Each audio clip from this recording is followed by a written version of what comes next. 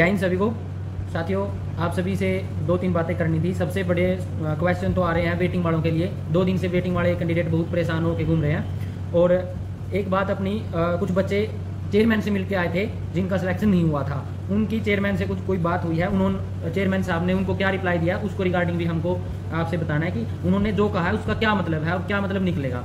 सबसे पहले अगर मैं वेटिंग वालों की बात करूं तो साथियों 2 दिन जो कल और आज हुई है वहां पर वेटिंग वालों को नहीं बुलाया गया, लेकिन आज कुछ साथी वहां पे ग्राउंड पे हमको वेटिंग वाले मिले थे और फिर हमने वहां पे जब बात की पुलिस वालों के साथ, जैसे कि चेयरमैन सर ने तो कंफर्म कर दिया था हमें कि आज वेटिंग वालों को साथ में बुलाया किया जाएगा, लेकिन पुलिस वाले वहां पे मान नहीं रहे थे। तो वो बोल रहे थे कि अभी हम क्रॉस चेक कर रहे हैं वहां पे एसएससी से कि ये इन्फॉर्मेशन इनकी लेनी है या नहीं लेनी है। तो हो सकता है कि आज कुछ वेटिंग वालों की वहां पे क्लियर हो जाए मामला, ठीक है। जो साथी आज नहीं पहुंच पाए या कल नहीं पहुंच पाए उनको फिर घबराने की जरूरत नहीं है। कहीं ये सोचो कि आज कुछ बच्चे करवा के कुछ रह गए, उनको 2 तारीख को मौका दोबारा दिया जाएगा, 2 बच जाएंगे। कल आज अगर क्लियर हो जाएगा शाम तक बता देंगे आपको कल वेटिंग वालों को आना है या नहीं आना है साथ में। तो ये बात तो रही वेटिंग वालों की, आप ठीक है। अब चेयरमैन साहब से जो बच्चे मिलके आए थे जिनका नाम लिस्ट में नहीं आया, जो अभी आगे केस की कोर्ट में गए हुए हैं, उनके रिगार्डिंग अब ये बात है चेयरमैन सर ने उनको बोला है। मैंने 1-2 वीडियो भी देखी और कुछ बच्चों ने भी मेरे को बताया कि उनको ऐसा बोला है चेयरमैन ने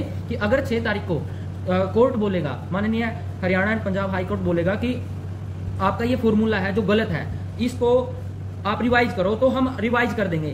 चेयरमैन साहब ने ये बोल दिया। अब यहाँ पे हमारे लिए ये स्ट्रॉन्ग पॉइंट ये है जो कैंडिडेट सिलेक्टेड है, अब यहाँ पे आप घबराओ मत कि चेयरमैन ने ऐसे बोल दिया कि रिवाइज करेंगे रिजल्ट। इसका मतलब ये है कि वो मच कॉन्फिडेंट है इसलिए इस फॉर्मूले को लेकर कि ये फॉर्मूला कोर्ट से अप्रूव होगा ही होगा। जब उन्होंने इसका मतलब यही बनता है कि चेयरमैन साहब कॉन्फिडेंट हैं कि जो हमने रिजल्ट दिया है ना वो काफी हद तक ठीक है। अगर उसमें कुछ भी थोड़ी बहुत गड़बड़ होगी तो 6 जुलाई को हमारी मतलब जो केस की जो डेट है उस डेट पे अगर कोर्ट कहता है ना कि भाई इसको मतलब रिवाइज किया जाए तो रिवाइज भी किया जा सकता है, ऐसी बात नहीं है। लेकिन फिलहाल तो मच कॉन्फिडेंट का मतलब क्या है कि जब कहा ना उन्होंने कि भाई 6 जुलाई को आपको पता चल जाएगा, कोर्ट कहेगी तो हम कर देंगे, नहीं कहेगी तो हम नहीं करेंगे। तो इसका मतलब क्या है, रिजल्ट लगभग ठीक है, डरने की जरूरत नहीं है जो सिलेक्टेड साथी है। और जो रह गए हैं उनके लिए थोड़ा सा भाई हम खेद भी है, थोड़ा सा दुख भी है कि आप रह गए हो, लेकिन फिर भी आप न्यायपालिका जा सकते हो, आप केस कर सकते हो, आप कमीशन जा सकते हो, हम आपको नहीं रोक रहे हैं। मैं तो डिटेल रिजल्ट की मांग पहले भी कर रहा था, ट्विटर पे भी डाला था, दीपक ने भी की थी। बिल्कुल। तो आप लोग स्वतंत्र हैं, लेकिन हम बोल नहीं सकते, ये आप सब समझ सकते हो क्योंकि हम सिलेक्टेड है। अगर आप सिलेक्टेड होते ना तो आप भी नहीं बोलते, तो ये आपको भी समझना चाहिए। और दूसरी बात जो वेटिंग की बात चल रही है उसके अंदर भोपाल जी खत्री सी चेयरमैन जी ने कहा भी है कि 1 जुलाई को ना सेम यस्टरडे वालों को और आज वालों को 1 जुलाई को 2 बजे इन्होंने लिखा यहाँ पे 1 जुलाई को 2 बजे आप लोगों को बुलाया जाएगा वेटिंग वाले कैंडिडेट। तो वेटिंग वाले कैंडिडेट को डरने की जरूरत नहीं है, आप कल आए तो ठीक है क्योंकि कल मे और मे नोट आज शाम को बता देंगे कल वाले का होगा नहीं, क्योंकि आज अगर आज वालों का हो गया जो साथी रह रहे हैं वहां पे कुछ तो चले गए हैं, लेकिन जो रह गए हैं अगर उनका हो गया तो मतलब कल को तो उनका साथी होगा। आज जो आए थे वो सुबह यहाँ से भेज दिए गए। सबसे मुख्य बात यह है 6 जुलाई से पहले डिटेल रिजल्ट डालना, ये और भी अपने लिए, और ऐसा बोलना चेयरमैन का कि कोर्ट अगर बोलेगा तो रिवाइज कर देंगे। ये दोनों पॉइंट ये दिखाते हैं कहीं ना कहीं कि ये जो रिजल्ट है ये बेस्ट है सभी के सभी पॉइंट ऑफ व्यू से, क्योंकि डिटेल रिजल्ट अगर कुछ गड़बड़ होती तो ये विदाउट ज्वाइनिंग के नहीं देते।